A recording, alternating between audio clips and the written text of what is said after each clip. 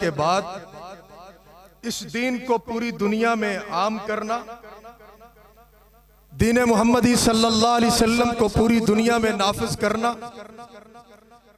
अल्लाह की लाई हुई किताब यानी कुरान मजीद को पूरी दुनिया में आम करना, अल्लाह के लाए हुए निजाम को पूरी दुनिया में आम करके पूरी दुनिया के लोगों को, इंसानियत को अमन और सुकून दिलाना,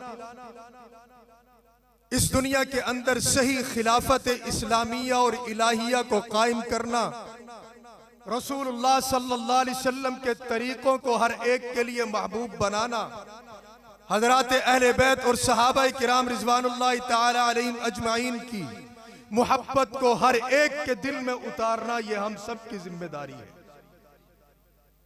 और खत्म नबूवत की बरकत से जो जिम्मेदारियां रसूलुल्लाह सल्लल्लाहु अलैहि वसल्लम पर थी, आज वो तमाम तर जिम्मेदारियां इस उम्मत के उलमा, तलबा और उस तबका की तरफ मुंतकिल हो गई हैं जो तबका आज भी दीन की खिदमत में, हिफाजत में मसरूफ है।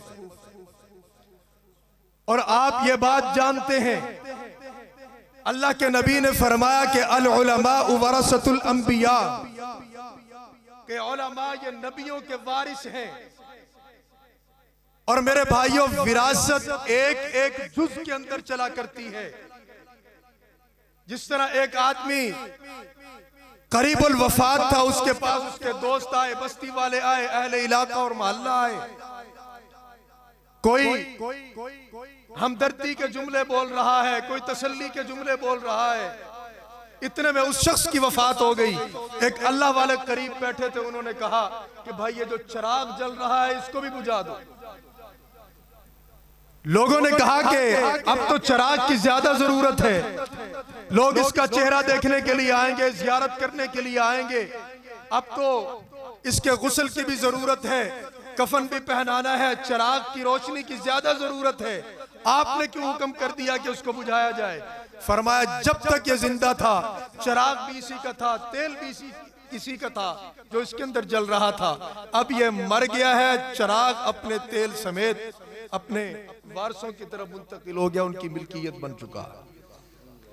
जिस तरह चिराग और उसमें जलने वाला तेल आदमी के मरने के बाद उसकी मिल्कियत से निकलकर वारिसों की विरासत के अंदर चला जाता है, छोटी से छोटी चीज और जुज वारिसों की तरफ चली जाती है। इसी तरह दीन का हर एक जुज रसूलुल्लाह सल्लल्लाहु अलैहि वसल्लम की वफात के बाद इस उम्मत के उलमा और तलबा यानी वारिसों की तरफ मुंतकिल हो गया है। अब ये मेरी और आपकी जिम्मेदारी है, हम इस दीन की भी हिफाजत करें और कुरान की भी हिफाजत करें।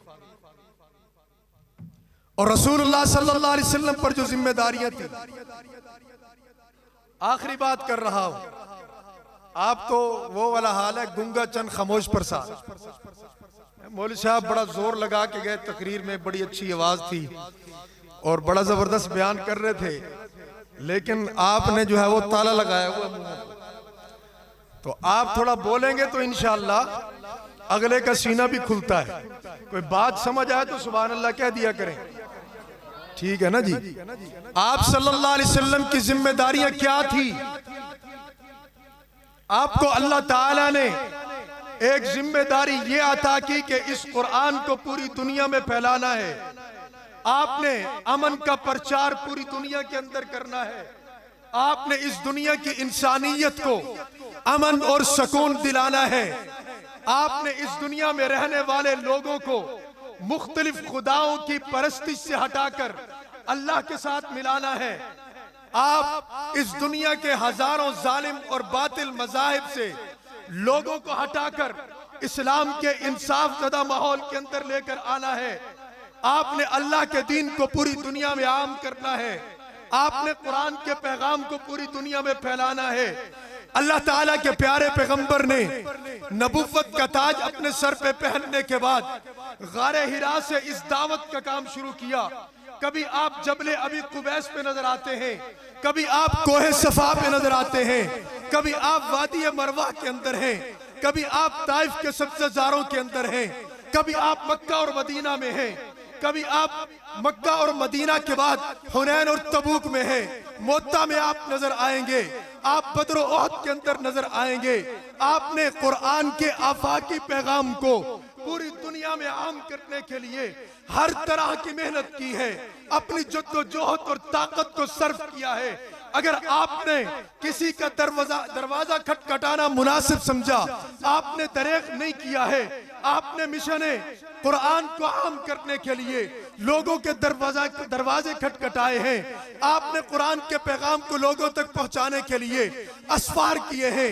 आपने अल्लाह के कुरान को दुनिया तक पहुंचाने के लिए अपने आप को लहूलुहान कराया है, अपने चचा को शहीद कराया है, उसके 17 टुकड़े कराए हैं।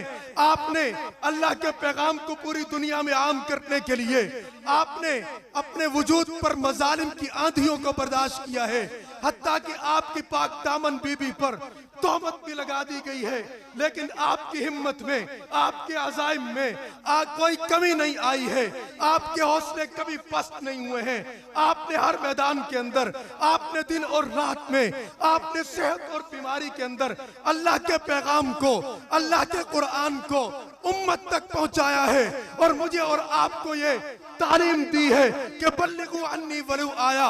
अगर तुम्हारे वजूदों पर आरे चला दिए जाएं, तुम्हारी आंखें निकाल दी जाएं, तुम्हें हजारों की तादाद में ज़बह कर दिया जाए, तुम अपने खूनों के नजराने दे देना, तुम अपने कबीलों को पेश कर देना, तुम अपनी आल औलाद को पेश कर देना, लेकिन अल्लाह के कुरान को इस पूरी दुनिया के अंदर फैला कर ही दम लेना।